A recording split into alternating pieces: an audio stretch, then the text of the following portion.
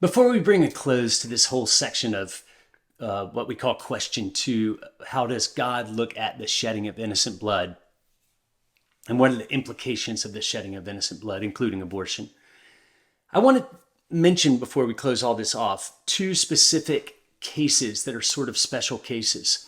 One of them, people often ask about forced abortion. They often ask me this question about forced abortion because they know that I spent 10 years living in China, and much of the time that I was living in China was still during the old one-child policy of China. The government was trying to limit population growth by allowing each family only one child. Now that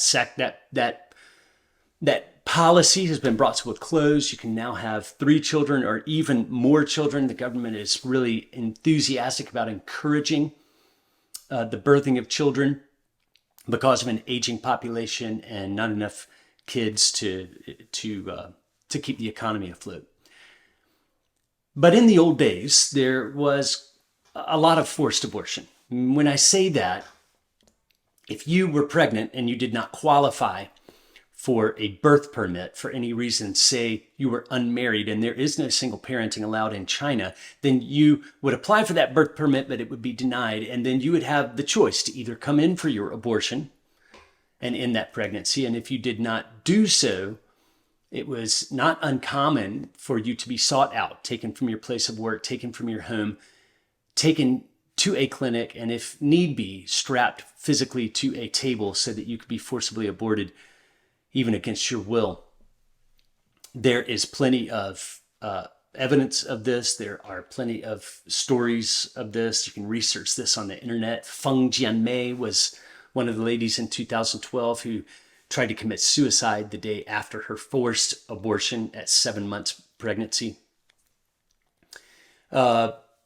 This incidentally still happens in China. It's not nearly as common as it used to be, but there are places where a birth permit is still not issued, and forced abortion or coerced abortion or intimidation abortion still has to happen. So what do you say then about the guilt and the shame of killing your own child in obedience to a state policy? And the answer to that question is we do what we can to avoid abortion. We do what we can to be complicit in abortion. We do what we can to prefer to give birth and adoption or whatever it is to avoid abortion. But there are times when that's unavoidable, when an abortion is forced upon a woman.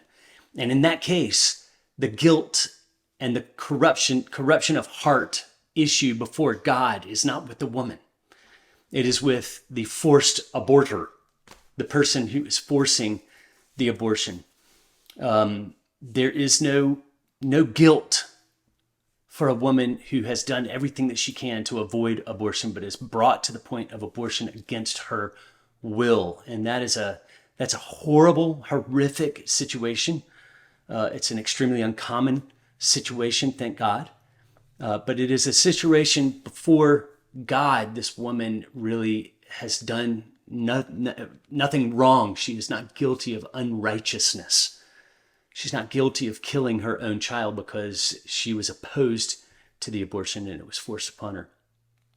Another hard question that often comes to us is, what about in the case, say, of an ectopic pregnancy? I actually had a person who used to work for we have a small farm as a family business. We have animals, cows and chickens and sheep, and we sell products at the farmers markets. I had a girl who worked for me a number of years ago who wrote to me, knowing what I do as a pro-life advocate and pro-life theological trainer. She said, I got pregnant several months ago this year, and my pregnancy was not viable. It actually implanted in the fallopian tube. This is known as an ectopic pregnancy, and in this case, it's very, very dangerous for the life of the mother. And what she told me was, my doctor had to perform an abortion to save my life. So how can you tell people that abortion is not right, that abortion, and you want to take it away as a legal right, when people will die if you take away the legal right to abortion? This is not in any way the case of what happens with a woman in an ectopic pregnancy. A doctor does not indicate medically an abortion because of an ectopic pregnancy. What is indicated as a service for a woman in an ectopic pregnancy is the intentional removing of the implanted fetus from the fallopian tube so that the life of the mother is saved. It is not intentionally to kill the baby. It is intentionally done to save the life of the mother. And intentionality is key. It's very, very important. We do not intend the death of the baby, though we foreknow that the baby will meet its demise during this procedure. It is not called an abortion. It is called a medical removal of a non-viable pregnancy for the life of the mother. That is not the same thing as an abortion, even though the procedures are very, very similar. Intent is the difference. The intent is to save the life of the mother, and the demise of the child is foreseen but not intended. When and if medical science gets us to the point of being able to remove that baby that has implanted itself in the fallopian tube and relocate it successfully to the uterine wall, that would be the preferred method of dealing with an ectopic pregnancy, so as not to intentionally harm the child in order to save the life of the mother. Right now, that is not medically possible. Good news, though, medical science is always making leaps and bounds and changes and advances, and we trust in God's good timing that the day will come when those babies can be successfully transferred into the uterine wall and carry on with the normal pregnancy.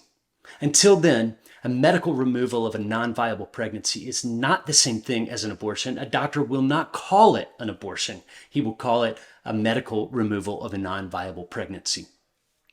In those cases, a woman is not guilty before God of intentionally destroying a human life for personal gain. And there is no guilt and there is no shame before God.